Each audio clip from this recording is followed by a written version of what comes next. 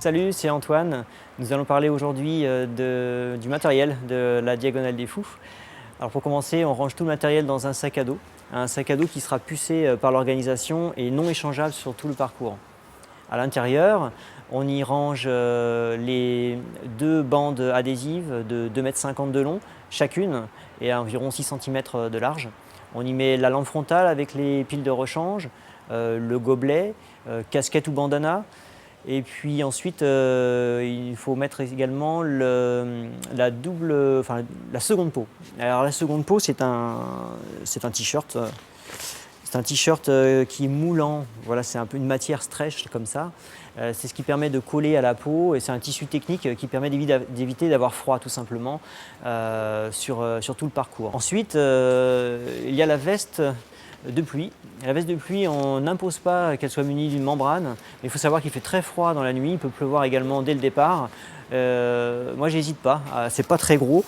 Voilà l'encombrement d'une veste à membrane. Alors pour ça, ça peut vous sauver la vie et ça peut vous sauver le raid, parce que partir en étant mouillé et en prenant un coup de froid à 2000 mètres d'altitude avec un 0 degré, eh bien, qu'est-ce que ça fait? Ça fait mal au ventre et la course elle est foutue. Donc pour ça, moi je prends la veste avec membrane.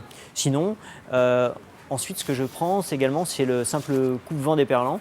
Alors on peut miser sur ça dès le départ si la météo est excellente, pourquoi pas, mais donc ne pas perdre de vue qu'il est possible qu'un mauvais temps soit présent sur le parcours et dans ces cas-là on met la veste à membrane. En plus de ce matériel obligatoire, l'organisation met à disposition deux t-shirts, un débardeur et un manche courte. Il faut porter obligatoirement du départ au second poste de ravitaillement ce t-shirt. Alors on l'enfile par-dessus son équipement et puis au second poste de ravitaillement, on le range dans le sac, on le garde car il faudra encore le porter entre l'avant-dernier ravitaillement à Grande Chaloupe et le stade de la Redoute. C'est imposé par l'organisation et surtout n'oubliez pas, c'est un motif de pénalité. Alors le parcours étant très long et on va dire avec une partie qui peut être humide du côté de Marabout, je conseille fortement de prévoir du change à mi-parcours, à Cilaos, d'autant que l'organisation met à disposition des sacs coureurs qui vous permettent d'y ranger du matériel, de l'alimentation, tout ce dont vous pouvez avoir besoin, bien sûr dans un espace de 20 litres maximum.